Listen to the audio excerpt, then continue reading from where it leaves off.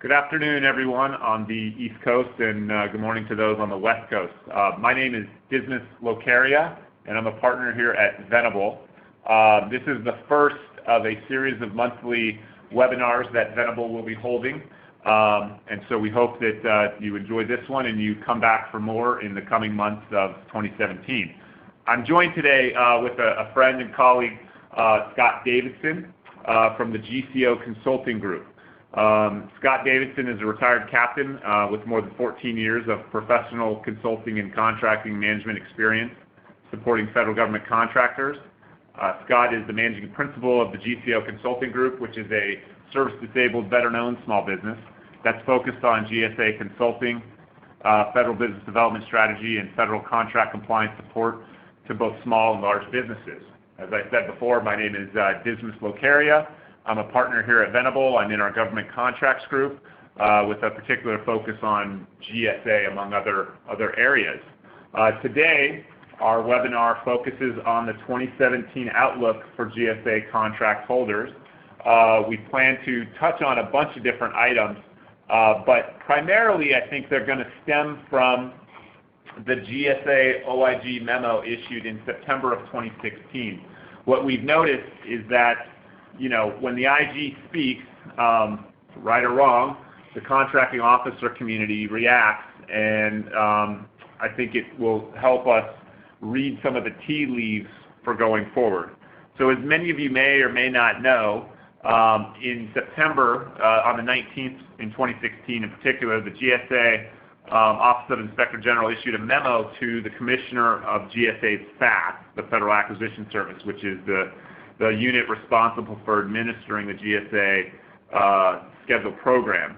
The memo was a fourth in a series of memos issued over the past several years, and it really, focused on a couple different issues that they identified in the fiscal year 2014 pre-award audits that they performed. We'll talk a lot about some of the findings, but kind of at a high level, they lumped them into two broad categories.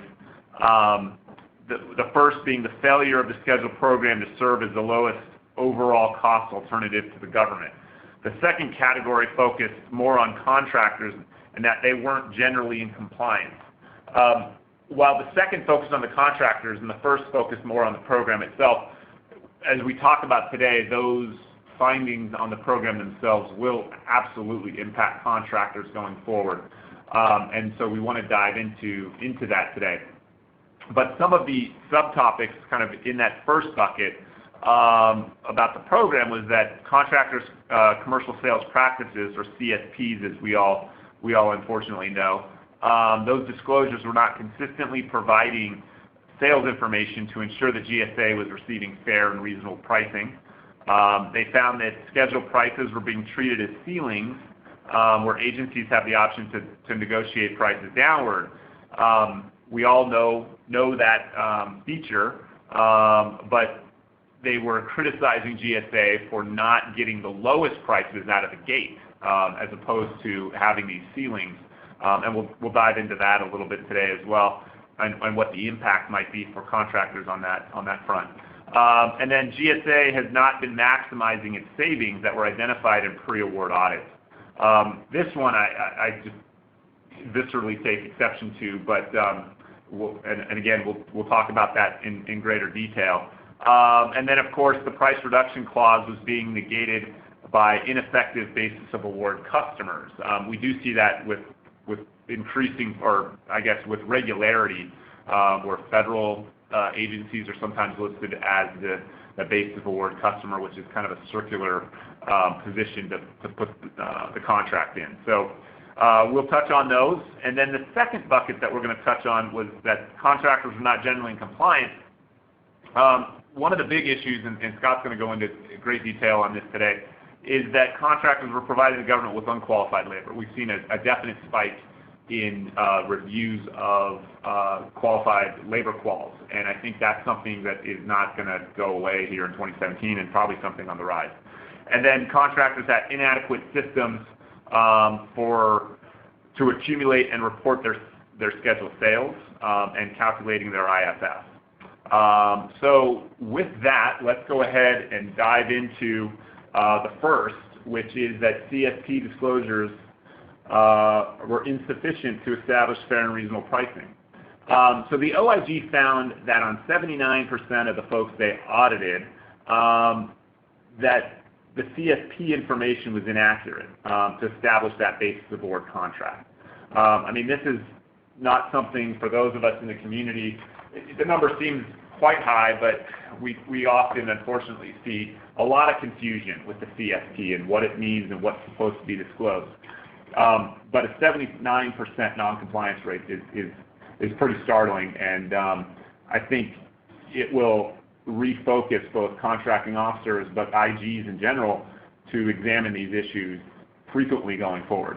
And I would want to jump in real quick on that. So the number is high, but here's from an operational standpoint. You would have to ask yourself as a vendor, when you establish your basis of award, did you do the full review internally that you understood what the basis of award actually meant?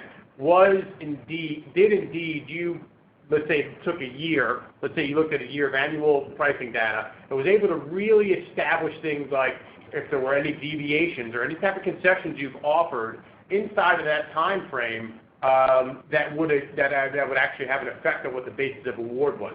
And in that, when we say about, when we state those kind of things, where there's a lot of times where people do their CSP, they don't recognize the fact that GSA actually gives you the opportunity to state unequivocally that you do offer sales lower, better rates lower to a commercial or a set of a class of customers outside of what the federal government gets. They give the opportunity to explain that in the CSP, where you can check the block saying yes, and then they say, how do you do it?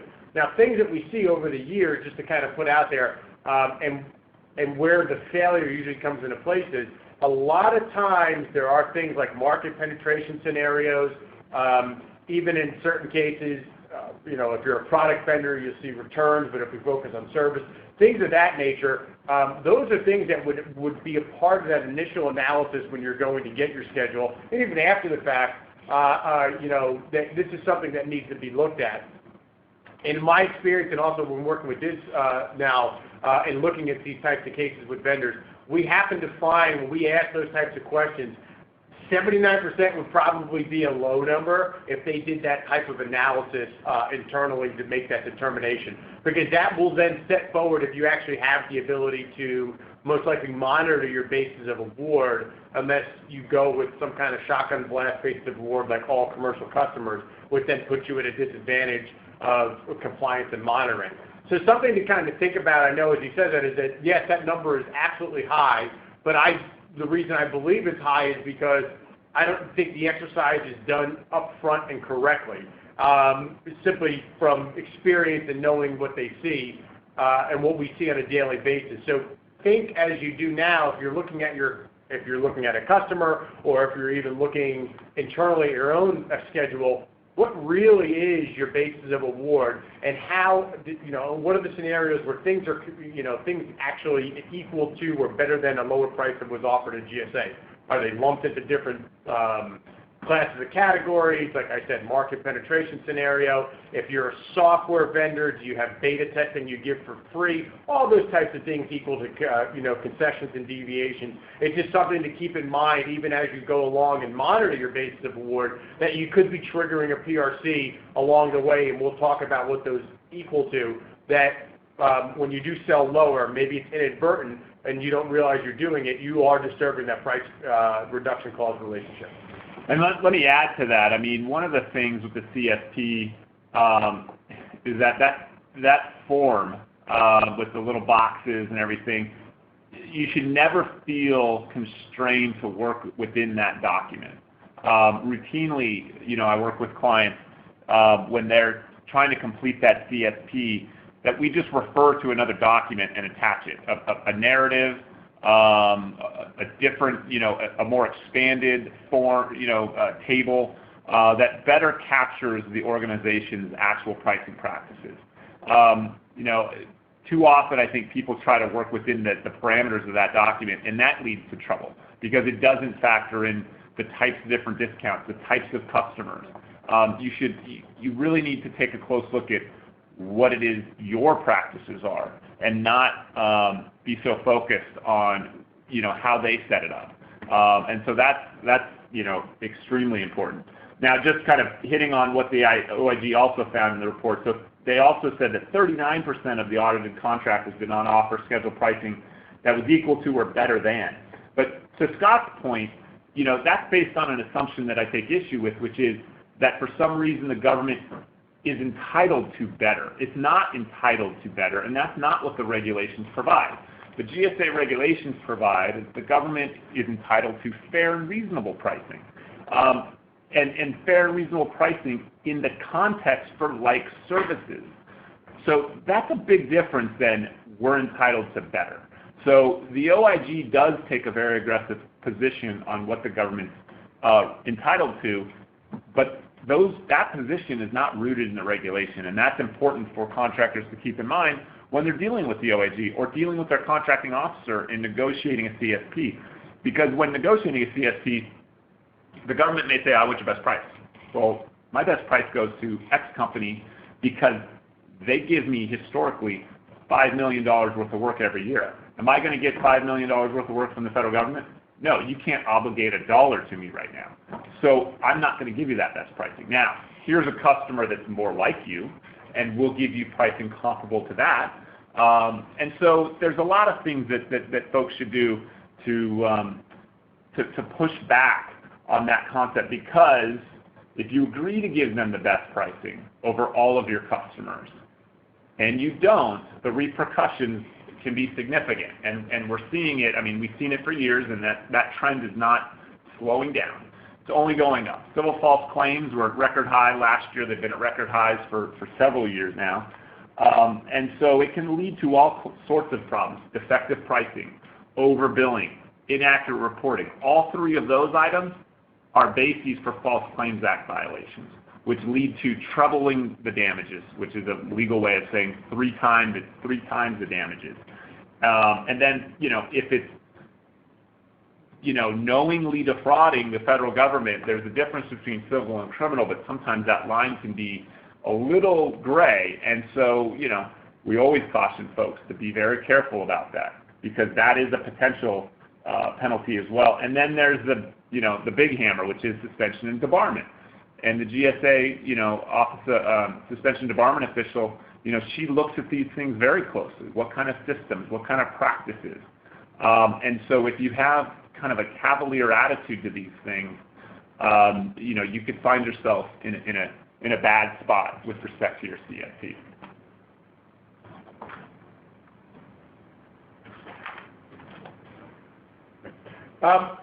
So one of the things we want to talk about, because we're going to continue down the path of the CSP and getting it right from the start, is a lot of, and unfortunately, a lot of times this occurs, not truly understanding what is the pricing structure for your company, right? As far as how is it applicable to the GSA schedule? Now, GSA has two types of pricing that's allowed. They have commercial pricing structure and they have a market pricing structure. Now, I want to explain the difference quickly, simply because a lot of times, and unfortunately we see it when we have to either correct an issue or address something that turns out to be somewhat false, is that your pricing structure should actually be based on what you're doing on a day-to-day commercial basis and how you sell. Now, of course, as you know, commercial speaking, if you're a sub to a prime in the majority of cases, that's a commercial relationship, and it's how you sell. The majority of times, most people, especially if they're in the government space, it's going to be market pricing. Market pricing, simply to put, the best way to say it is, under FAR 2.101, a market rate basically means something that's a rate or a price that's established during the course of ordinary trade between buyers and sellers that can be bargained. And to put it as easy as possible is, let's say a very large defense contractor comes to you and for an IDIQ, and they say, hey, I need your support on the following task, and I need a software developer. And you'll say, okay, well, my software developer, when I build up that rate, is $150 an hour. They say, okay, I accept that. That is a market rate, and that's how that's established. A commercial pricing or a CPL, commercial price list, is an established price list that you establish. It's updated every year. It's valid. The rates are this, your rates are very clearly defined, and there's a commercial rate that you offer for all transactions. You can discount it for things of that nature. One of the biggest mistakes I've always seen over the years is that people create a commercial price list for the sake of the GSA schedule and then claim they have commercial price list. Number one, it hurts you, and I'll tell you why. The reason why things like that will hurt you is it doesn't truly represent how you commercially work, number one. That's the first thing. The second thing is it has multiple effects. It affects the negotiation of your schedule as far as setting a baseline for how you're going to negotiate those rates with GSA. The second thing is you're now going to be tied into your economic price adjustment, which will be based upon your commercial price list rates going up every year and how it's valid. You're now going to be put in a position where you're going to have to justify that rate. GSA no longer just takes the CPL and you increase it by 3.5% and takes it at face value. They want to see invoices for your EPA increase if you're using a CPL. I see it every day, especially IT-related vendors. GSA is holding a very hard line to that. Whereas if you're doing market pricing, it's easier because there's two things you can only tie market pricing to for escalation. You can go a fixed rate up front when you get your contract award, which is what I usually I always encourage people to go in with, right? Going high, negotiate it. You're always going to end in somewhere between the 2 and 1.7% range, which is a locked fixed escalation. So on the annual date of when your contract award takes place, it'll automatically adjust. You have no work to do. You can price out years. You can do all those great things when you're at bidding, and you'll know exactly what your ceiling rates are when you go ahead and bid it. The other way to do a market rate, of course, is you tie it to an indicator. The reason why I don't always see eye to eye with that when people push that is quite simple. If you look at the last 10 years of the market indicator, in most cases you would have lost money, especially around 2000, 2007, and 2008 when it was in the negatives, which means you couldn't have even asked for an escalation. So when things balance out, on average, if you look at a 10-year, it's about a 2% total each year is what you'd get. So it actually makes it easier. The other thing is you don't have to go worry about going in on an annual basis and having to do an actual contract modification to increase your rates. There's a lot of negative things that are associated with just going in with the CPL. But in saying so, like I said, you need to set it up from the beginning. So if you're going to establish your pricing, don't create a price list, a commercial price list for the sake of the GSA schedule. That's the first thing, because it automatically violates the fact that you created something and it's not your true commercial practice, right? And let me jump in on that because there's absolutely practical realities and practical problems that creates, but it also is, it's in essence a false statement, because what they want when they receive that commercial price list is that's a commercial price list. That's not a manufactured commercial price list. That is a commercial price list that you actually use for your commercial sales. That's their understanding of what it is that you're going to provide them.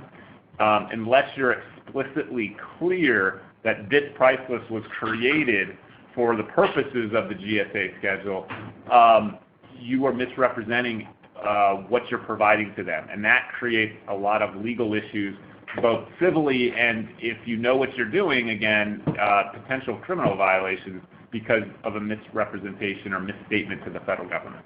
Correct. So, and just like this says, you cannot technically create a baseline for because that's what they say. If you actually look in the solicitation, there is a statement that specifically says that the OIG had established that GSA itself, the contracting officers, will use what is effectively what is your fair and reasonable pricing or your best commercial rates to start the baseline for negotiating your contract. So if it's not truly represented correctly, that means, the beginning of the contract isn't set up properly.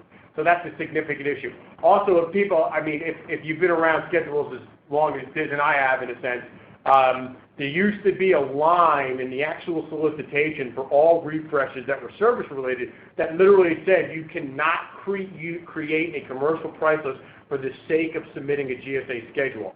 Now, that was removed over the years and replaced with false claim-back information lines about price reductions and things of that nature. But that actually used to have to be stated until they started creating, and making market rates available. So again, if somebody created a commercial price list for you and you hired, unfortunately, sometimes there are consultants that like to take the path of least resistance and do CPLs instead of establishing a true market rate. It's something you need to seriously take a good look at, because when the OIG comes in, which, again, we've seen a significant uptick with, and they're going to do even a price, they're going to take a look at your pricing, which they'll do for a pre-award or post-award audit. They're going to ask you how you establish your pricing. And if you say you had a CPL, they're going to say, well, show me the build-up that got you to that, and all those things. That's not the time not to be truthful about what happens, and it could be a significant issue for the company, considering that those rates might not even be close to what is fair and reasonable because you just established some type of commercial price list. Okay, so reviewing existing CSP. This is something I always tell people, because this should be a part of your active basis of award monitoring plan either way. If you have your CSP, the first thing you really need to do is, you need to just review it from the point of view, is it correct? Does it accurately reflect your commercial sales practices as a company? Now, if you're a defense contractor or you're a government contractor, I should have just relegated to the defense realm. If you're a government contractor and you're selling to the, and let's say the two real, revenue streams for your company are, where you're a prime contractor to the federal government, or you're a subcontractor to a prime and the end user is the federal government. Really, that is what you should be focusing on, how you do business. The majority of times when you're getting hit on lower rates, it's going to be in that commercial world where you are a sub to a prime. A lot of times when you're a smaller business, even larger businesses for that matter, you want to be on an IDIQ team, you're going to want to be a part of whatever it is, and the prime's going to come and give you rates. You got to remember, in those situations, and this is just overall, you got to look at those rates and make sure they match, because if you're not doing it, you're accepting it and taking those bills. I'm going to tell you, in most cases, and we're going to get into that when it comes to qualified labor, you're going to map one for one. And in fact, when we do exercises, when we come in and let's say we do a review of just labor category mapping in general and how you do your commercial sales, we look at those things, and we find those issues all the time where you're going to get handed, I'll give you an example. Even if you look at, you become a sub on 8A stars or 8A2 stars, there's 141 labor categories that are IT related on there.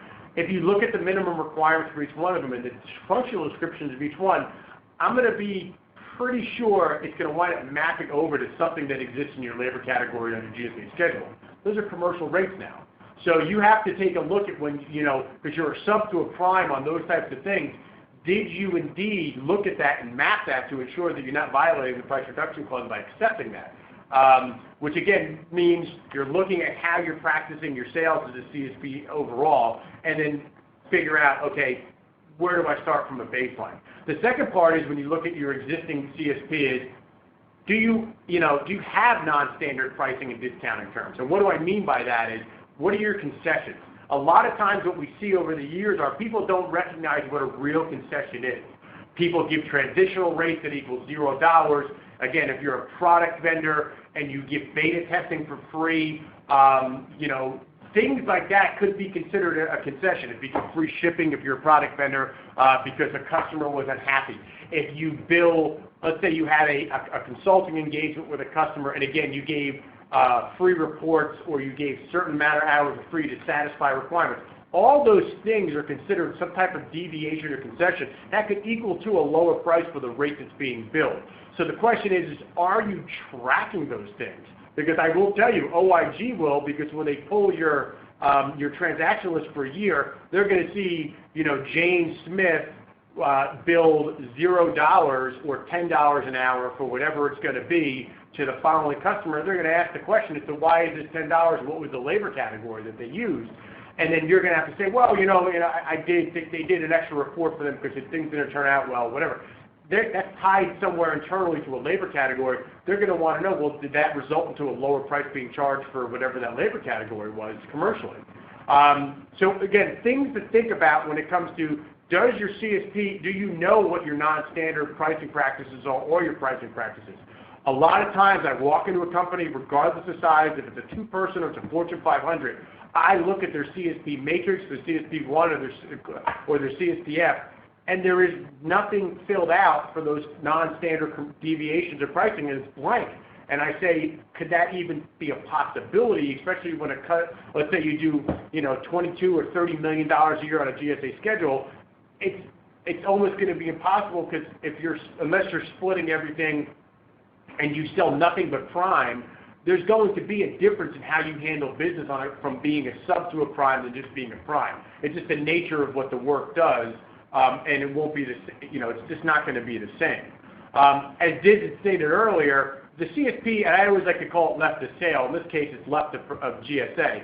The CSP is not set up correctly from the outset. It's not going to be your basis of award, all the things that you're going to do to put in place for compliance, everything's going to be wrong for the life of the contract, because you never set a correct baseline. You technically can't track the basis of award customer correctly, and it's, as he said, it would lead to overbilling, inaccurate pricing, defective pricing, false claims act, things of that nature. So when it's established at that level, initially, and it's wrong, nothing can be correct afterwards. It can be corrected, but it needs to be identified.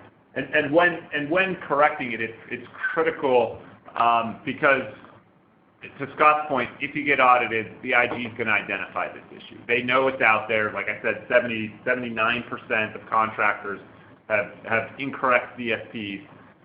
So they look at it. They're going to look at it. They're not going to miss it. And so it's always best to self-identify and self-report.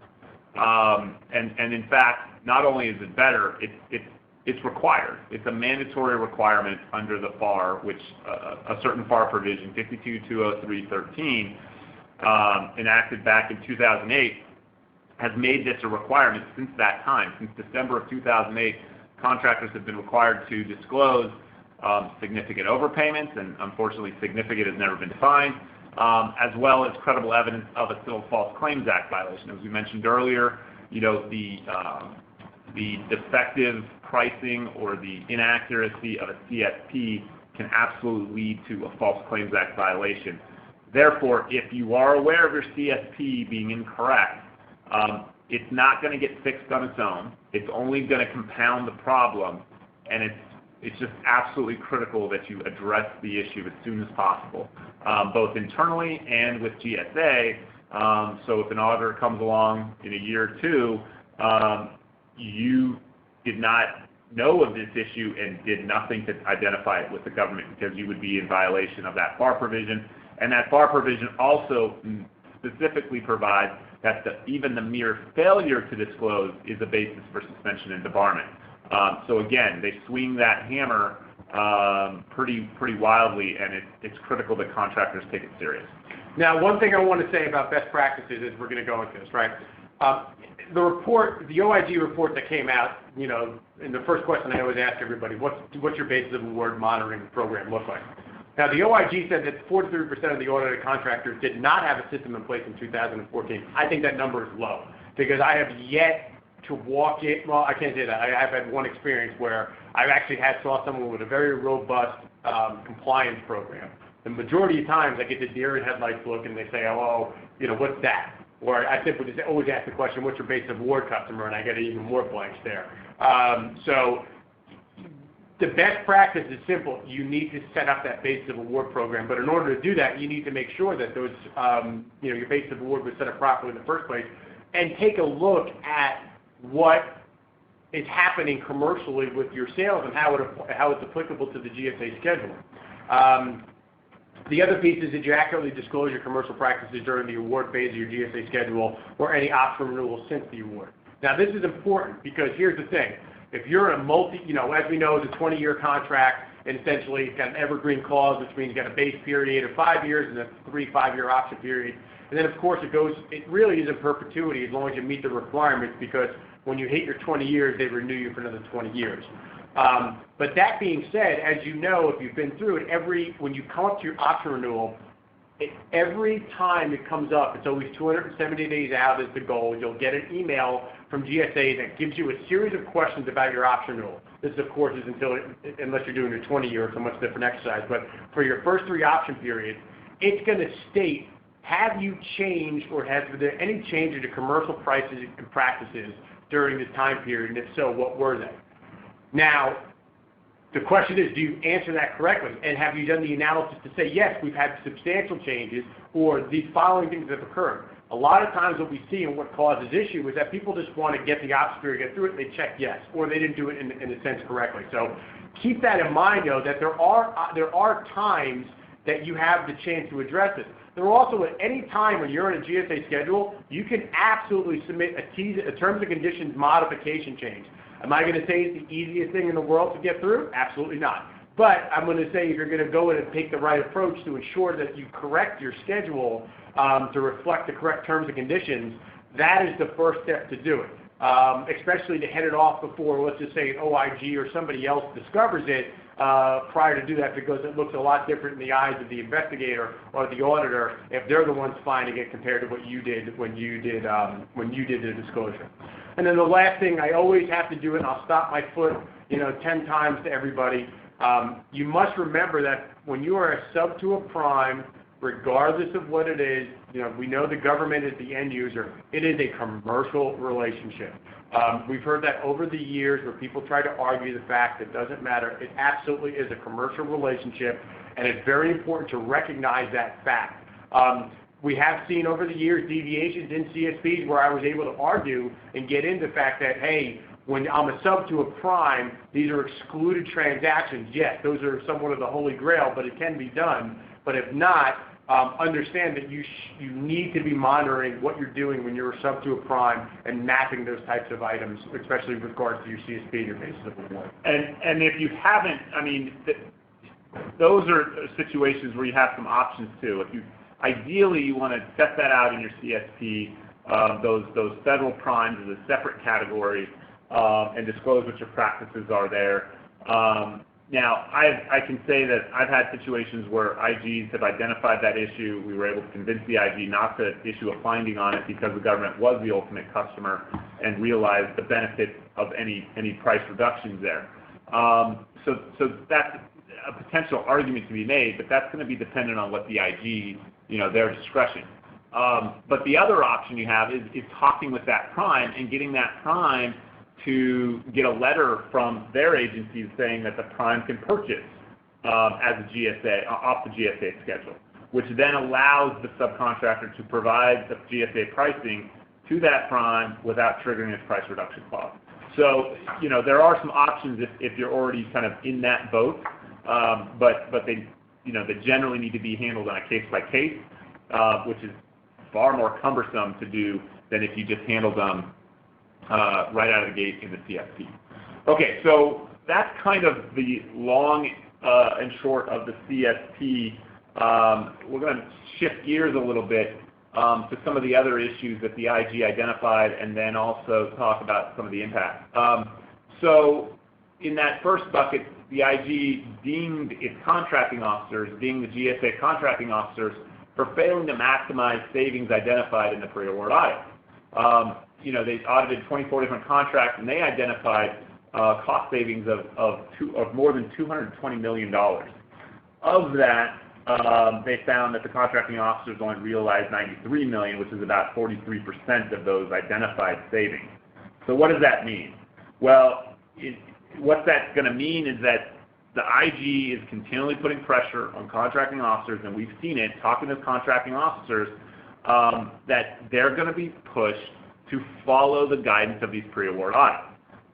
You may also see a lot more pre-award audits. I mean, this is something that if they feel that money can be saved, that this is well worth, investing in, you may find a lot more IGs doing pre-award audits, and then the contracting officers trying to pressure the contractors at the option period to lower their rates. Now, I absolutely think that this is something to push back on, because I think that the IG is just wrong. They have at least two faulty presumptions here. First, as I talked about at the outset, fair and reasonable pricing is the standard. It's not lowest price. The government has got to realize that their standard is not most favored nation. That's the buzzword that's always thrown around. We're the most favored customer. No, you're not. You are the most favored customer for like customers. Here's a newsflash. The federal government is not like any customer. None. There's no one out there that they're like. First of all, they're spread out all over the country, all over the world, in fact, with thousands of contracting offices that all have their own unique terms, all their own unique ideas of what they want their contracts to look like. They want to manipulate, they want to change the product or the service. It's not like a centralized purchasing office of a Fortune 500 company or a Fortune 50 company. It's just not the same. Even multinational companies are more centralized than the U.S. government. Second, the U.S. government has all sorts of requirements that the commercial industry would never dream of. They're not going to tell you you have to spend, now prime contractors, because they're subject to these terms, tell you this, but the straight commercial world is not going to tell you that you need to spend a certain amount of money with certain types of small business subcontractors. They're not going to tell you you have to do certain types of requirements. Now, certain things may be required by law, but there is a lot of compliance requirements embedded in a GSA Schedule contract that makes it unlike anyone else. Now, that's my ideal argument, but the government doesn't buy that they're completely different than everyone else. But they are different, and you need to push that they are not like all commercial customers, which is the default standard basis of award. So push back because it's not fair or reasonable pricing. Push back on the idea that your basis of award is all commercial customers. The government is not entitled to that great of a deal. Now, the second presumption that the IG has is that somehow this is a unilateral agreement. It's not. Now, granted, a lot of companies, GSA is the lifeblood, and they don't have a lot of options to walk away from the schedule. But it's not as though the contracting officers get to demand everything. Now, it is very difficult pushing back on your customer, and the GSA schedule is a very difficult thing to walk away from for some contractors, but it's a negotiation. And for the IG to act as though, okay, we found $50 million in savings, you need to follow this. No, it's a negotiation between two parties that are supposed to have the ability to come to a reasonable situation, a reasonable arrangement. And therefore, I just completely reject the IG's position on this. So that being the case, I do think that you're going to see a lot more pressure here. I think contracting officers are under pressure because they're always reacting to IG reports. But I do think the contracting community needs to push back, both with respect to the standard with which the government views pricing through, as well as the fact that, look, this is a mutual arrangement, and if it doesn't work, then we're going to get off schedule. And there's a lot of notable companies that have done that. Now, I know that might not be an option for everyone, but it is a consideration that people need to think about, is that, look, is this compliance regime too difficult and too risky for us to continue in this manner? And our customers will still come to us through different vehicles. I mean, GSA has started to see a bit of a migration from the schedule to other types of vehicles, other GWACs that are out there. And so, I would be remiss to not advise my clients that those options are out there and available, and if the deal is not good enough and it's too risky, then absolutely should consider some of those options. I want to circle back on one thing, because this is, you just made a great point. Going back to the original, when you establish your basis of award, go back to when, even if this is, again, for either your new clients or you're entering into, you want to add a SIN, or you're going for a new schedule, things of that nature. Please keep in mind this, like you said, automatic default, path of least resistance will always be, GSA is going to come back and say, well, I want to make the basis of award all commercial customers. Okay. Now, unless you have a significant amount of deviations and things that exclude all these other transactions, there is no reason to take that, right? So you need to keep in mind that, the way I've always taken the approach is, base of award customer, I try to get to one customer, always, first. If that doesn't work, then I'll do a class of customers, national corporate customers, state and local, whatever it's going to be, but that could be clearly defined. And then, again, unless there is no possible way, the last thing you should ever take, I just said, is the shotgun blast of all commercial customers, unless you truly don't have any discounts, there's no other way to establish it, which could be the case in some smaller businesses, to keep that in mind. A lot of times, though, and just to say, even for the larger businesses, and we've seen it, Don't let GSA come back to you and say, oh, well, your most favored customer is the federal government. Well, or your base of award customer is a federal agency. It's wrong. It's wrong. Makes no sense. Yeah, it makes no sense. Circular. It's circular, right? Exactly. It's the commercial sales practices for a reason. It doesn't say the federal sales practice too. It's in the title. So what I was going to say is, in those cases when you're truly just a prime, you don't sell like services to anything but where you're a prime to the federal government, you have the ability to establish no basis of award customer. And the language usually states it's pretty static. It'll say, at this time, the customer has no basis of award customer because you sell everything, of course, where you're a prime to the federal government, which indeed doesn't trigger any type of price reduction. And you basically say that if the time comes when you sell a like service to a commercial entity, you have 15 days to report to the contracting officer and establish the basis of award for the contract. Very important, right? Don't fall trap to, well, the federal government or the Department of Veterans Affairs is my basis of award customer. It's just something that in itself doesn't even work with the language that's included inside the CSP. So something to keep in mind, like this says, again, don't be pressured into it. Make sure the basis of award customer is correct, especially when it comes to establishing that baseline, and then, challenge them. They're not going to bite your head off. No one's going to cut, negotiations in half. You have that right to do so, and you should be. Definitely don't take the first thing, because at least in my experience, every day when we negotiate with GSA, the first shot across the bow from them in a negotiation is, I think we should just do basis of award all commercial customers. And then I say, absolutely not. So, it's just something, and then it will eventually get to what that road is, or if there's some concessions that have to be made somewhere else, we'll do it, but it's more of the protection for the company over the next 20 years. Yeah, I agree. The effort and aggravation that you have on that front end is going to save you just loads of effort and aggravation on the back end. So choosing the path of least resistance out of the gate is just you want to make sure this thing is set up as well and as securely for the organization's going concern as possible, because the downside is just too great. Okay. All right. The next topic we're going to touch, which is we've seen a significant uptick since 2015, and even more pushing into 16, and now even so early into 17, is GSA looking and trying to determine whether or not the contractor is selling unqualified labor. This has been, I would say, at least whether you're sitting in an IOA visit, which we'll address here in a second, or an OIG audit, this has been the focus. And what the focus normally, as you've seen, as they go along any type of IOA visit or even OIG visit, they're going to ask simply for your commercial, all your transactions, even in the government.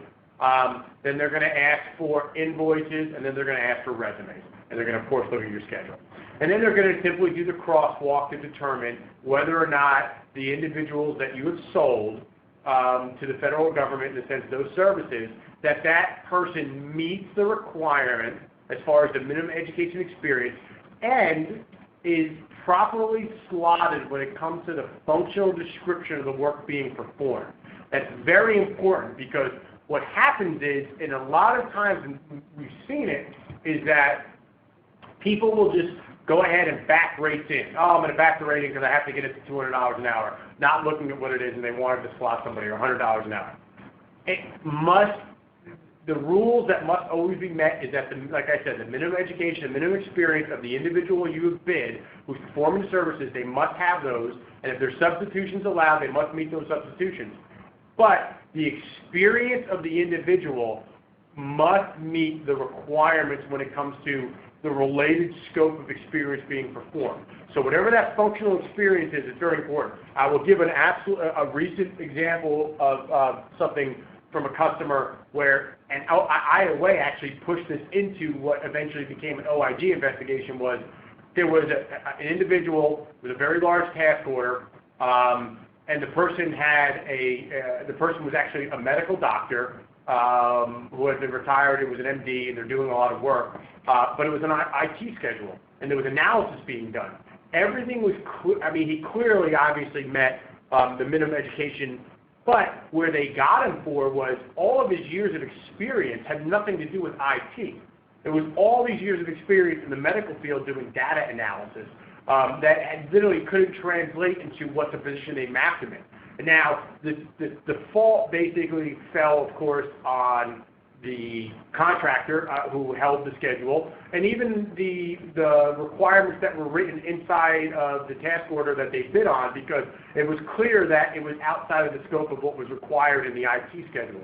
Regardless, the difference had to be paid because the reality was this person was charging for X amount of dollars an hour. It was unqualified labor.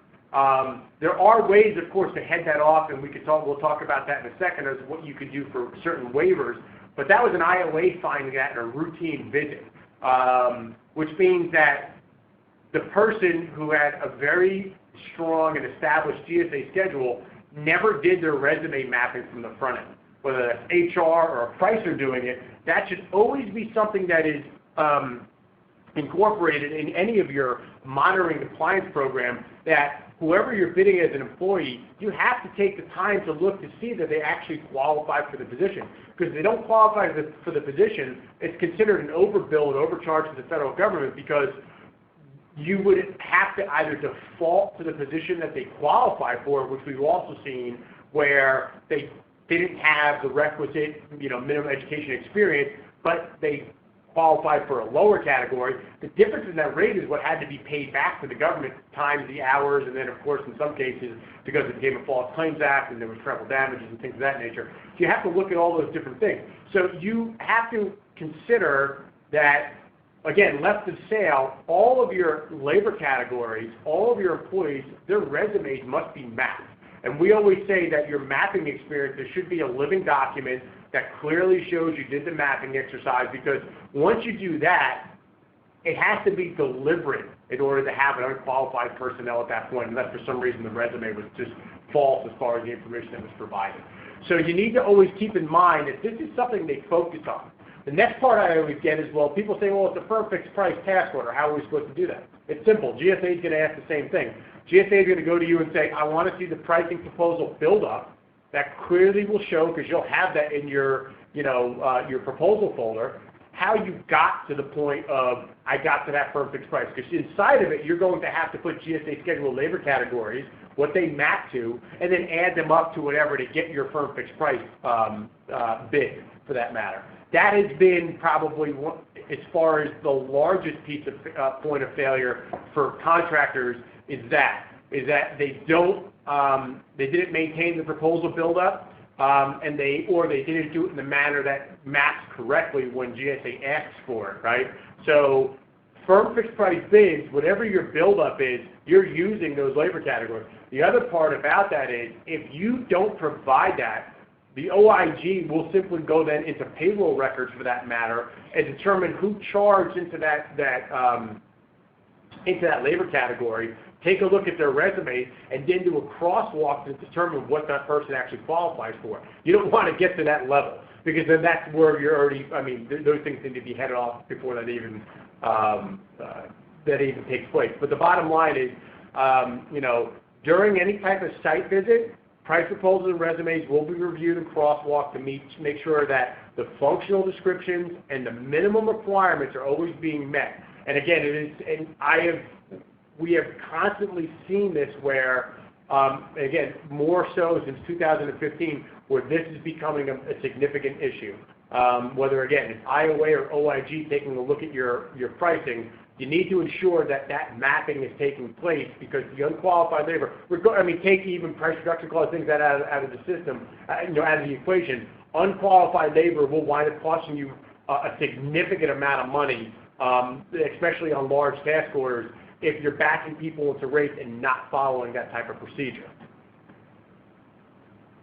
Next slide. The other piece that we want to talk about, and I mentioned earlier, is make sure that when you're mapping it, again, most people say, oh, they meet the minimum education and experience requirements. They got 20 years and they got a master's degree. That's great. You need to make sure that the person has the functional description and they perform those types of responsibility at map. Like I said, another example I had was recently there was an attorney who, was a practicing attorney for, I think, 15 years, had a Juris Doctorate, and for some reason had got out of the legal game and was working on a case analysis for an IT task order. And they were being billed as a software developer. Now, it's very plain and simple. No IT experience whatsoever. They may have met as far as the requirements of years of experience, but it's not relevant experience. And the degree wasn't relevant either. But they put the person on a task order. So things like that are something you have to make sure that it's in the realm of reality when you're mapping, that it's just not that the person's functional responsibility is the most important thing as when meeting the minimum education and experience requirements of the task being done. The other thing I think is where most people fail, labor category titles are immaterial. They actually have no meaning in a sense because there is not a static labor listing for any GSA schedule. If I go up and look at business analyst on IT 70 schedules, I look at 100 schedules that have a business analyst on it, I'm going to have 100 different definitions of what the minimum requirements are and the functional description. So when you look at that, the tip-off shouldn't be, software developer 1, that's great. You need to take a look at exactly what the minimum education and experience is and what the functional descriptions are in order to ensure that the person's properly mapped.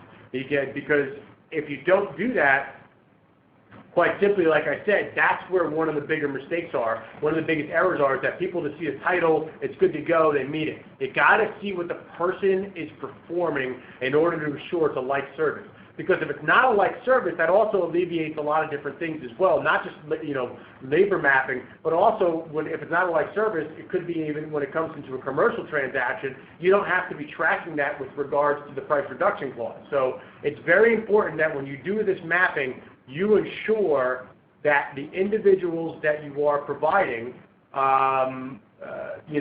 meet the minimum education and experience for relevant experience, and that the functional responsibility of the individual, they have that experience as to how it's labeled in both the task order and in the GSA schedule.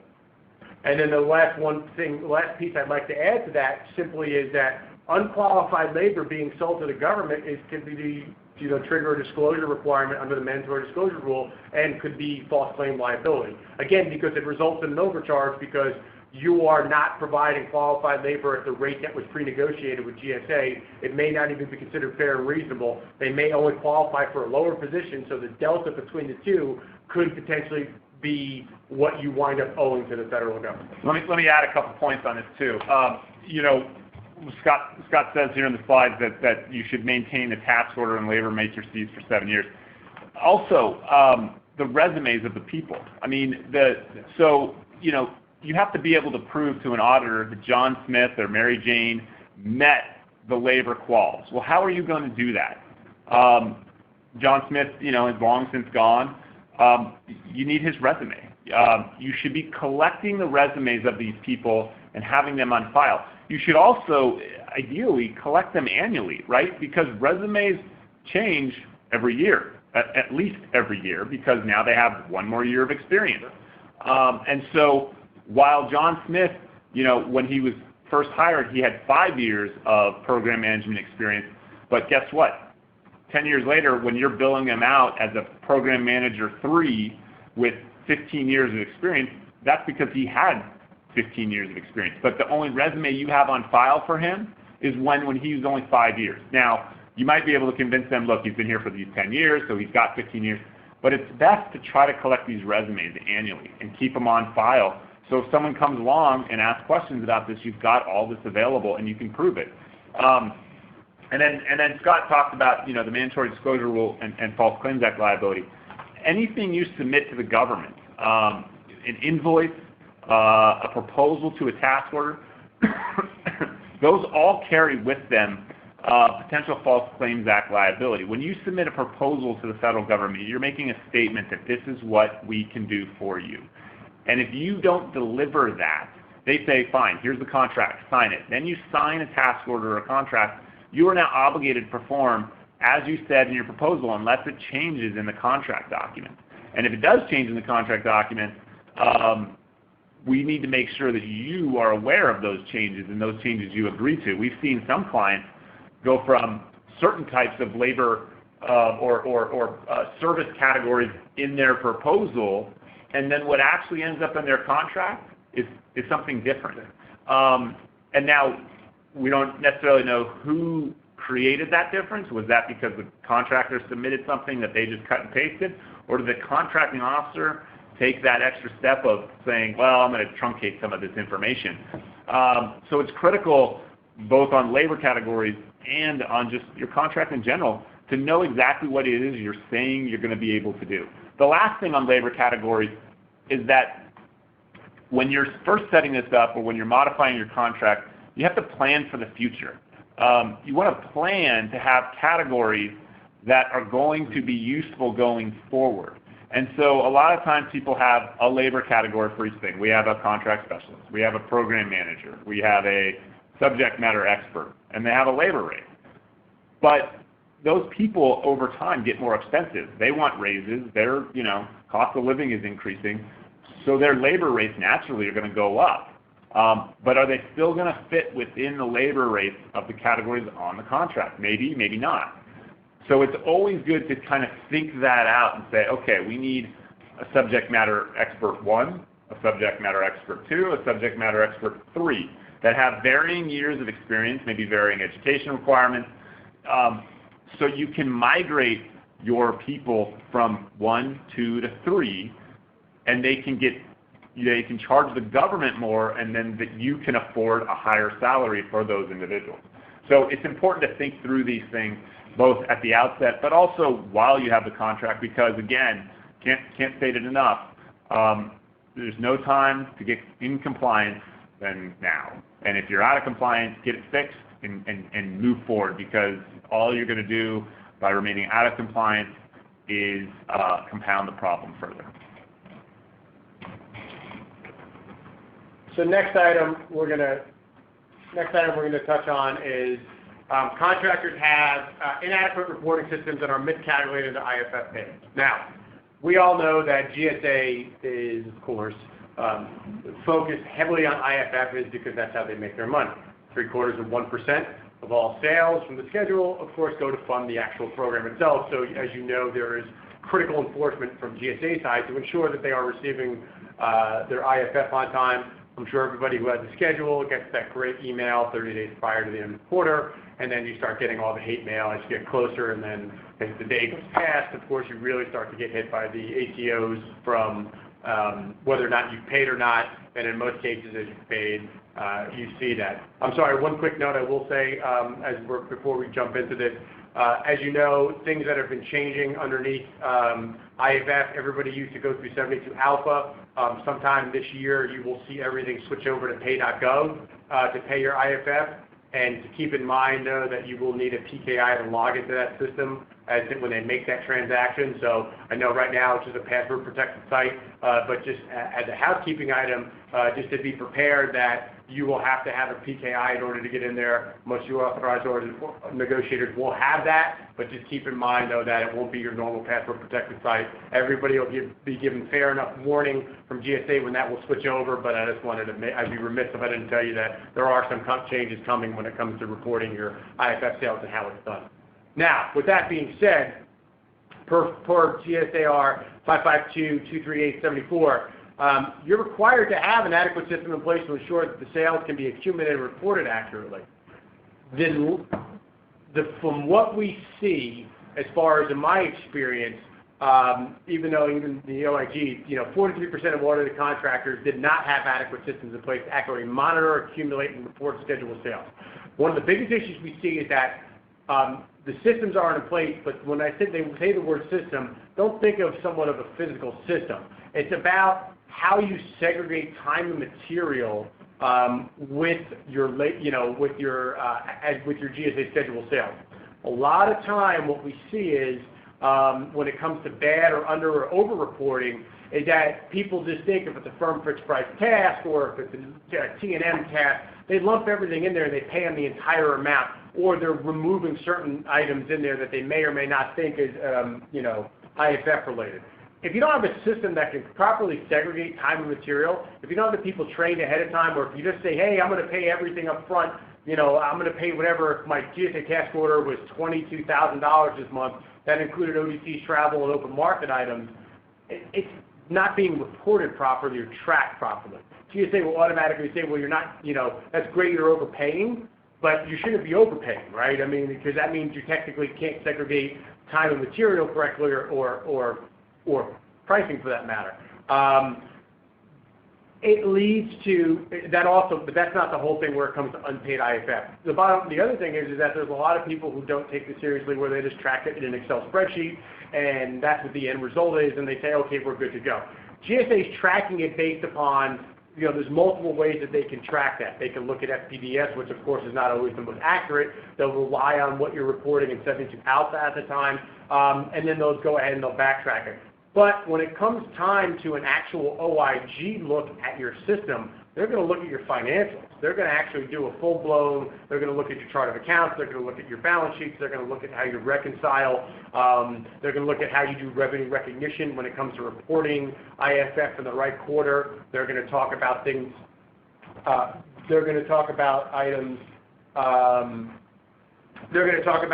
of course, like, how do you do revenue recognition? If you, let's say, do you do it when you invoice or when you get paid? All those things are a part of that system that are required in order to ensure that the IFF is being tracked properly and being paid on time.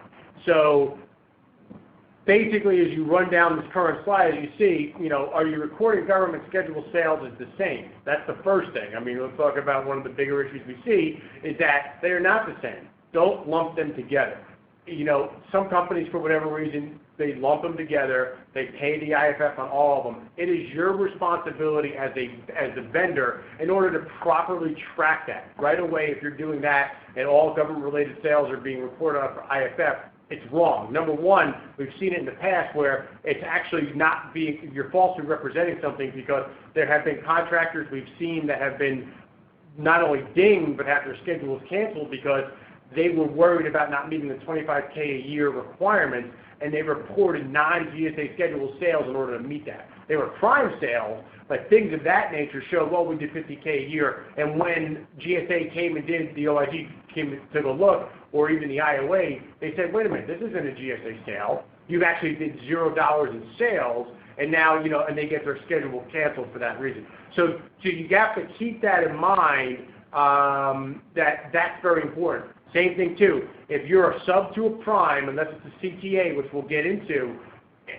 or the prime contractor has a letter to do the deviation where they can purchase from you, you cannot include those sales as your IFF sales because it's your responsibility.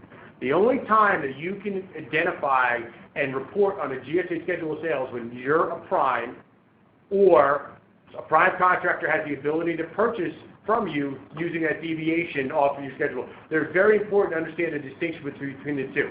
Just because it's a government sale or the end user's a sale, those are not GSA schedules of sale. You have to ensure that you understand the difference and you're tracking it properly. And one thing to keep in mind, so years ago, I don't think GSA really cared about people paying IFF on non-GSA sales. They had seen it and they said, well, it inures to our benefit. But they definitely changed their tone on that because they think it's indicia of less than robust systems, that your system is not equipped well enough to distinguish between a government sale and a GSA sale. The other thing to keep in mind is that while your organization may start off saying, okay, we're going to do all of our government contracts through our GSA schedule, so you create a system that doesn't distinguish between government sales because your intention is for all of your sales to start off as GSA sales. But then, an opportunity comes along where it's not GSA, where it's direct with the gov. And in those situations, your system is now not equipped. And chances are, no one's thinking about that when that new sale comes down the pipe. And so now you've got one sale that's not GSA. And then, here's another one, and another one, and another one. And before you know it, a couple of years later, you're doing 50-50, where half of your work is on schedule, half of your work's not, and your entire workforce has no idea of the distinction And so now you've got a mess to unwind. You've got a system in place that you've got to rejigger, and a lot of people you have to retrain. Again, it's one of those things, best to set it up correctly at the outset, because a little bit of legwork at the beginning is going to save a lot of legwork at the end, on the back end. And the other thing is that, again, if it's non-compliant now, it's not going to get compliant by itself, and the problem's only going to get worse. So again, one of those things to look at, and if there are problems, it's best to get out in front of those problems and address them. Yeah, and the other thing that we were going to bring up is in the segregation of cost for a fixed price labor hour. Remember, ODCs are not paid. If it's an open market item that's clearly marked, of course, or if it's travel, you do not pay IFF on it. And one of the examples we use, and it's still one of the things that was kind of an eye-opener for me, and it was significant, was there was a very large GSA Schedule vendor that we had assisted with an audit, and we noticed that they were paying IFF on the entire invoice, not the breakout. What it turned out to be, and we stated, was they wind up overpaying nearly $5 million over a 3-year period. So that'll give you this idea of the size of volume. But think about it, regardless of the business, if you're giving up $5 million or $50,000 or whatever it's going to turn out to be, it shows that you don't have the ability to properly segregate and track that. And as we've seen an uptick, and I'm sure you've seen it lately, GSA is reaching out to people and stating specifically, you have overpaid this, there's a variance in your IFF, we need to return this money to you, please give me this. I've actually received these emails in recent months where GSA is actively working to identify, because what they see is, and again, it comes back to a systemic problem. If you're overpaying and you're not paying attention to it, what else isn't going right in that particular compliance arena in your company? So again, keep in mind that the rule of thumb, of course, is separate out ODCs on perfect price and labor hour task orders, of course, and don't pay on the whole invoice. Only pay on the labor that's incurred, or if you're selling product, on the product that was sold, that's what is sold. Only GSA pre-negotiated awarded items are what you should be paying IFF on. And make sure that your system that's in place, that you have the ability to track it, and that you are separating all those sales, and that not all government sales are the same. One other piece just to keep in mind, of course, for your Schedule 70 vendors and your Schedule 84 vendors, if you happen to sell, which you probably do because they did about $675 million a year in sales, if you're a part of cooperative purchasing under the state and local sales program or even in disaster recovery, yes, if a state and local customer buys through your GSA schedule, those orders are absolutely subject to IFF, and you have to report on those sales. But again, same thing, separate out those items when you're calculating your IFF and make sure that they're reported properly. Next one.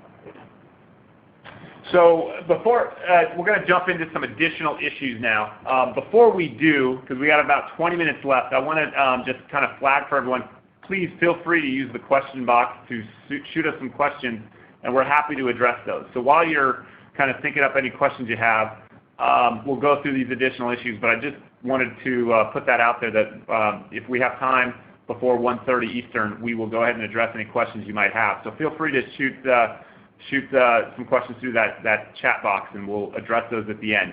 But before we do address the questions, there's some additional issues that we want to talk about today. The first is the ceiling rate concept. So as I mentioned earlier, the ceiling rate. So when you establish your GSA schedule price, that is a ceiling, and the price reduction clause does not impact you should you give the federal government a greater discount. So it's a ceiling, not a floor. You're allowed to go down.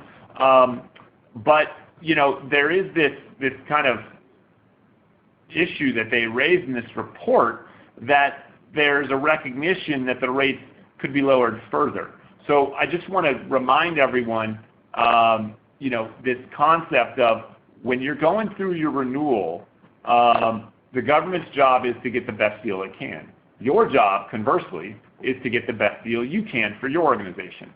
Don't just roll over, okay? They want to push the rates down. They feel when they do these pre-award audits that there's millions of dollars to be saved. But again, remember that there's this concept of fair and reasonable pricing for like customers, and the fact that this is a bilateral arrangement. It's not unilateral. You don't have to agree to it. I get that it may be the lifeblood of the organization, but it's not something that you have to agree to in their terms. The other thing to keep in mind is that while they may say, okay, we want X rates, that's fine, but carve as many things out of that as you can. So if their rates are, they're tagging their rate to a most favored customer, carve out those special things that you might do for that most favored customer. So those deviations you have. Again, this goes back to what we talked about with the CSP, getting the CSP right, making sure that you set it up in a way that everything's disclosed. That way, when they come to audit it, it's, hey, look, we told you about it, and we all agreed to this arrangement, but all the cards were on the table, and they were all face up. Now, I get that this is kind of a weird construct. In the commercial environment, you're never asked by company X to tell you what you charge company Y. But the federal government feels that it's in a preferred position, and so they write the rules. So we are somewhat subject to that kind of rubric. But you're not without power, and you definitely should push back. And don't look for the easiest, the path of least resistance. Resist a little bit because it's going to give your organization a better leg up going forward. Economic price adjustments. This is something we see all the time. If you are, and we talked about it briefly at the beginning, when it comes down to commercial price list, if your EPA is tied to a CPL or a market indicator for that matter, and not a fixed rate, you have to, a lot of times we see it, and this actually leads to an overcharge, is you're not guaranteed what that escalation rate is. And in fact, regardless of what, let's say if you're tied to a market indicator or CPI or even on your CPL, that is still going to be negotiated by GSA when you submit that for that escalation to take place. I have, at least in my time, I don't remember where they just take it at face value in the first price on there, unless you're, of course, going very low.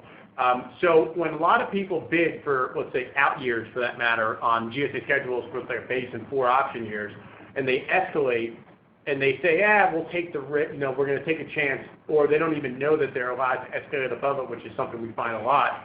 Remember, go back to what this says. These are your ceiling rates. If you have a CPL or you're tied to a market indicator, you have no guarantee that you're going to get that rate. The bigger issue is going to become that, number one, it results in an overcharge if you don't get those escalations to the percentage that you're looking for, which again is not guaranteed, because if you're tied to a CPI and let's say 2008 happens in the American economy again and those things go into the negative position, you will not get an increase, and then it'll be flat for 2 years straight where it was less than 0.5% on the increase. You're going to have to either flatten your rates out or you overcharge the government and have to deal with either paying it back and making a disclosure. So always make sure that when you're doing your economic price adjustment, you understand about out years when you're pricing out a task order. If you have the CPL or if you have a market rate that's tied to an index, understand that that is the ceiling rate and how it's supposed to work. Also understand that when you put those out years, when you submit your EMOD for those out years, that rate is not guaranteed. You're going to have to substantiate it. And I actually have seen, interesting enough, this will give you a little, just a little practice here that you should do. A lot of times, a contracting officer may or may not be as skilled as they need to be when it comes to reviewing certain items. If they're asking you for invoices for an increase on a CPL, for an EPA that's tied to a CPL, you have the ability, like you said, you should push back, because if you're raising it, you most likely haven't increased those rates yet, right, as far as bidding it. You have to let them know. In most cases, and this is where people kind of get into a logjam, where they created a CPL for the likes of getting a GSA schedule, we know it's not a real practice, right? We know the majority of the time it really should have been a market rate. You're going to have to explain to GSA that, hey, 95% of my sales I'm a prime, and the other 5% I'm a sub to a prime, so I don't have escalated rates that I can do, but I want to put them in place.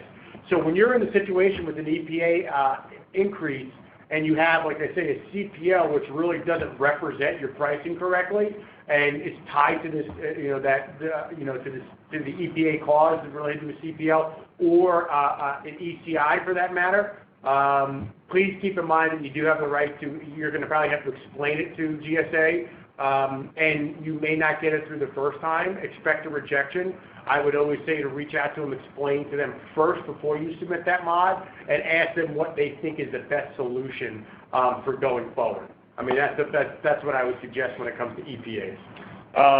So non-scheduled items or open market items. Want to flag this issue because it is one that, especially the less experienced GSA schedule folks, and especially the folks that are more commercial in nature, where they have more commercial sales than they do necessarily government contract sales, they may not have their full panoply of products and services on schedule. So it's always important to understand that while there are some exceptions to allow you to sell things that are not on schedule, it is generally not allowed.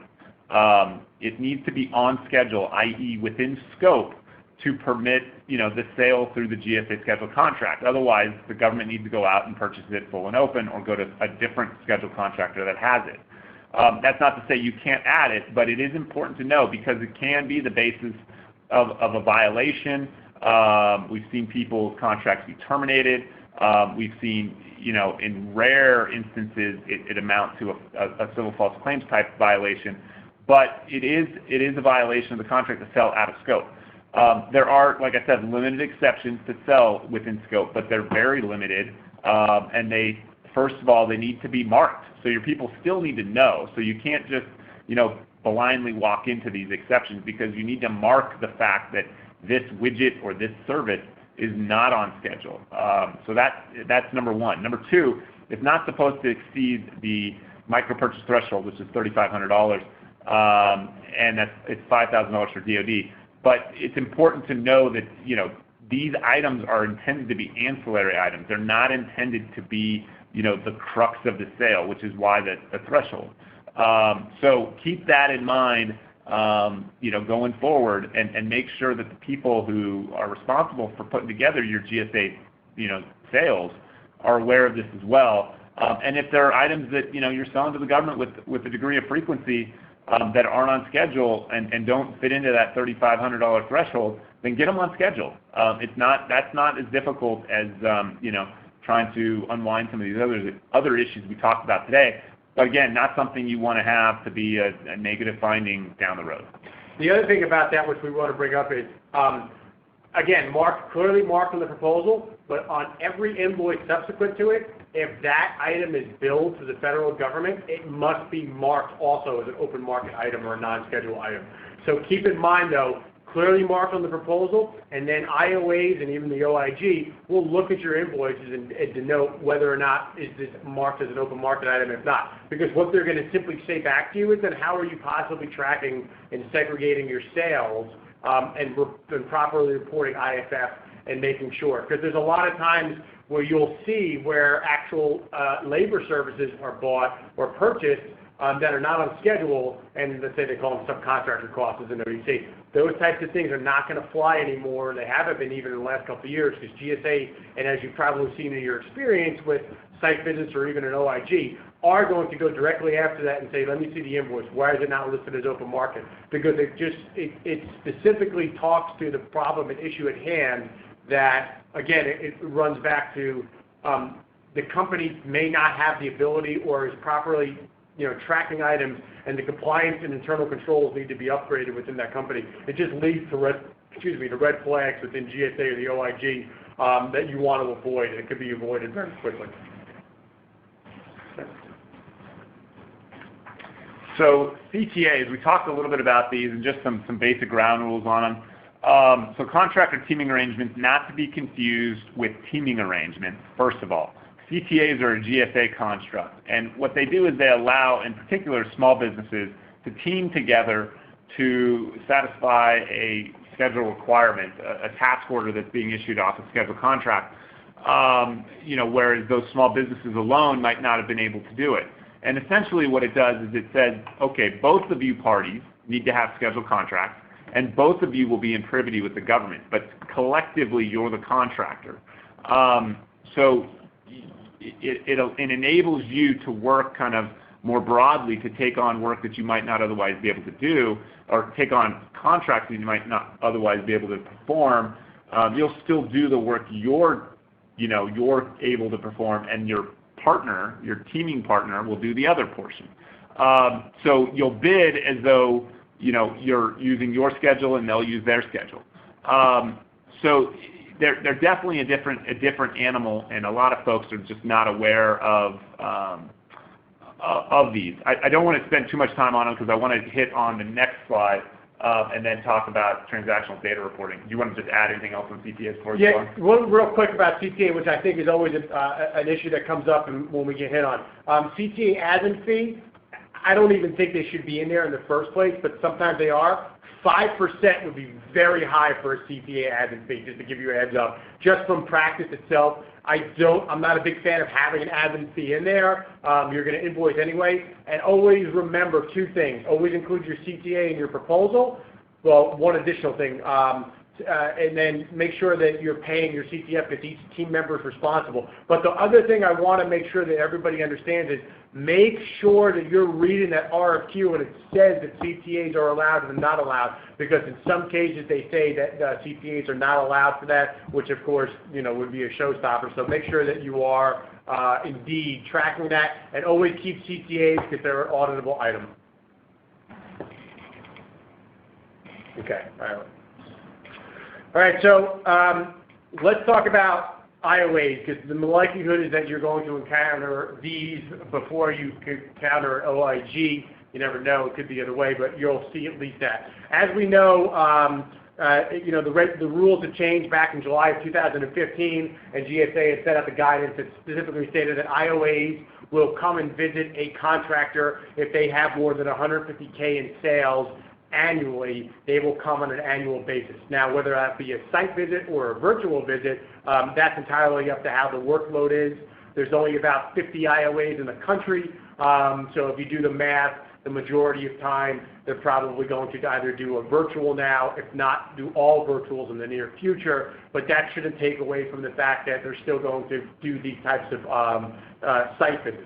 Let's just talk about, obviously be prepared, have the contract documents, sales reports, etc. You got to be organized, do a mock audit prior, but keep in mind though, all the things we spoke about today, they are going to look for.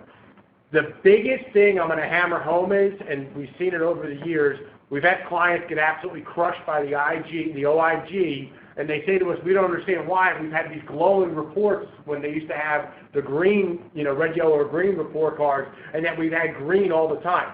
Listen, IOAs are not going to be trained auditors. There are times when we sit there and I'm in disbelief at some of the things they glance over and they don't see, where we clearly have shown that there is an issue disclosed and they don't pick up on it. Do not rely on the fact that you have a positive report from the IOA.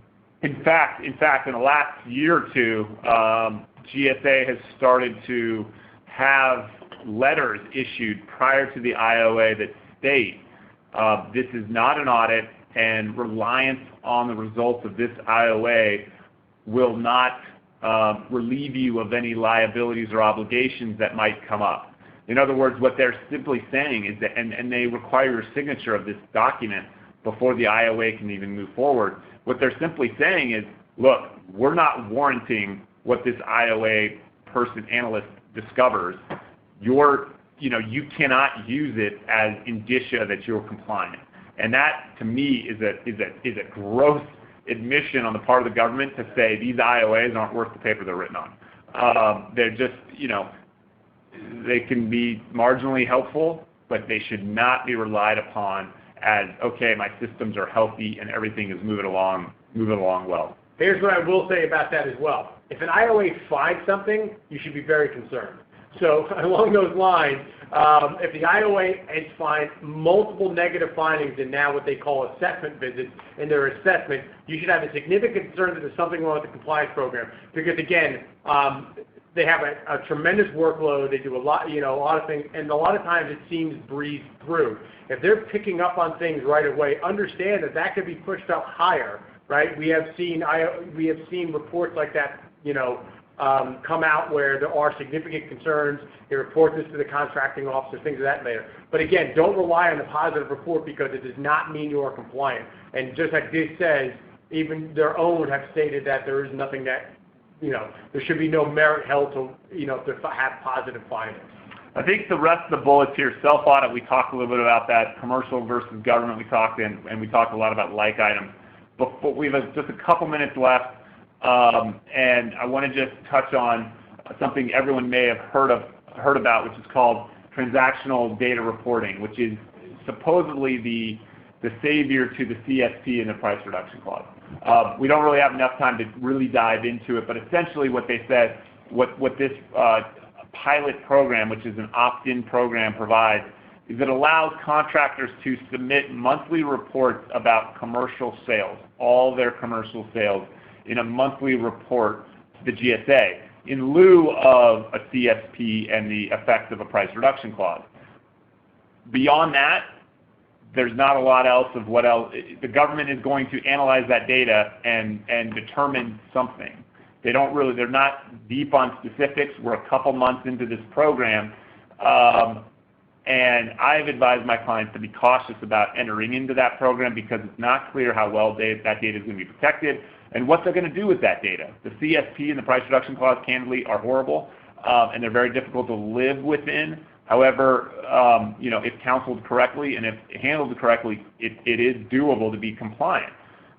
This transactional data reporting is just another animal. The government, I don't think, appreciates the amount of data some folks are going to be submitting, and I've heard of it crashing their systems already, and they're only a couple months in. So I don't know whether any of you do that now, but just want to flag that out there, and Scott, I know you've had some recent experience on that as well. Yeah, so real quick, one of the things that we've seen, so just from even GSA itself, two things to note. They have acknowledged that it's in a chaotic state right now, and the reality is we don't know if that program will be around within the next, I'd say, year and a half to 2 years. I think there'll be some form of it for product because that makes sense, but it's also going to kill the reseller market for small businesses. And the reason we say that is that we have seen it in the past and more of an uptick in the recent years where GSA will reach out to vendors, and say, hey, listen, you're 10% above the local or closest thing. You need to lower the price of this product or remove it from your schedule. So keep in mind, there is an expectation, and I actually outright asked that question at one of the recent town hall meetings, and I said, will GSA use this to actually lower prices in some cases on labor categories and products? And GSA acknowledged and said, yes, they would consider doing that in the future. So again, I would opt out of it. If you have a program that's in place that can do it right now, that you can monitor your basis of award, I would keep it. And keep in mind, though, currently it only really applies to 871 for services. It's really under 871.1 to 871.7 under PSS. Everybody else is required, unless you have those SINs, and then it incorporates the whole schedule. If you don't, you're still required to follow that, your basis of award monitoring. Same thing for 132.51, which is the biggest seller. Unless you've accepted it underneath, your products, you're still responsible to monitor the basis of award program. Also, if you've accepted it, it's still not good until after the first quarter is complete where you've accepted it, so you're still actually on the hook for a while. But again, keep in mind, as we say this, even GSA is saying right now that it's very chaotic. They're trying to work through it. If you can read between the lines of some of the blogs that have been written about it recently, but in person, they're not saying it's working out very well. So be very cautious about the level of effort required if you're going to go that route and what it could be used against you and how that data will be used in the future.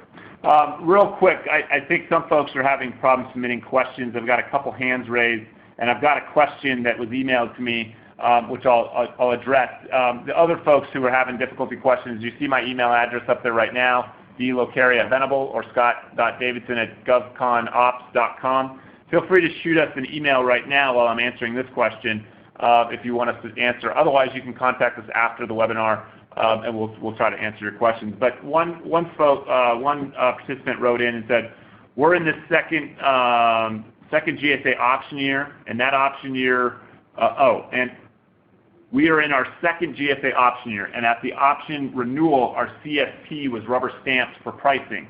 The indices for the CSP came from our first term, and 2 of the comps are no longer clients. How does that strike us? It would concern me, because my guess is that your business has not remained static for 5 years in terms of who your customer base are, what their pricing structure is. The rubber stamping by the government doesn't surprise me, but your CSP should have probably, it strikes me as odd that your CSP would be exactly the same 5 years later. And if you did a really deep dive, I'm guessing it wouldn't be. So it is something you may want to take a look at, and feel free to reach out to us with any questions you have. Someone else asked also about whether copies of the slides will be available. Absolutely. We'll be sending around an email either today or tomorrow, I believe, that sends around the slides and a recording of this webinar. Another question came in and says, I believe you misspoke, TDR contractors have to report their sales against the schedule, not their commercial sales.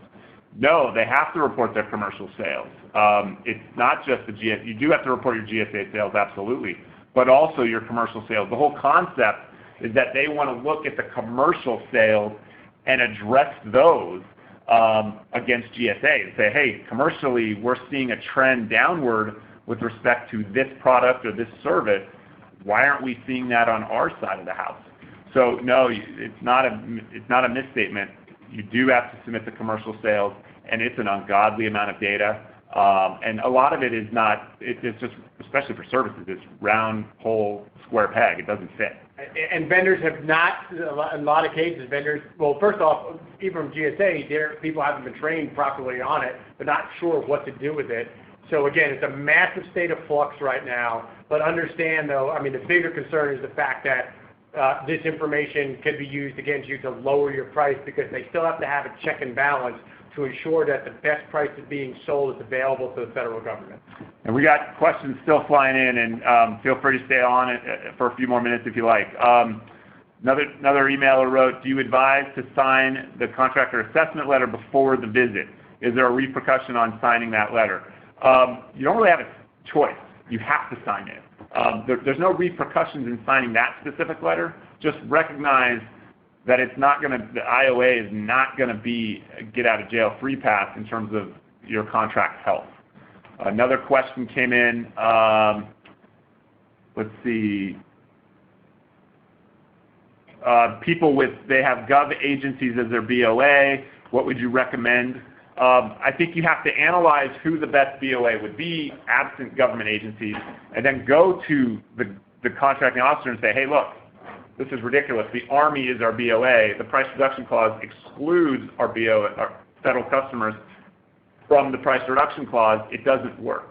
And my experience, I've had to deal with that on a handful of occasions, and my experience is that once you get the government contracting officer on the phone and engaged on the issue, they'll fix it. But it's always hit or miss getting your contracting officer on the phone. Right. Keep in mind, like I said, the majority of the time, if you're solely for like services, you're a prime contractor to the federal government, and you really don't have commercial sales. And there are large businesses that have that out there. Yeah, absolutely. It should state that you don't have a basis of award for that particular contract, and then within 15 days of selling a like service to a commercial entity, you will then establish that basis of award for that GSA schedule. Okay, last thing. So again, as I announced at the very beginning, we Venable are doing this monthly webinar for our clients and friends.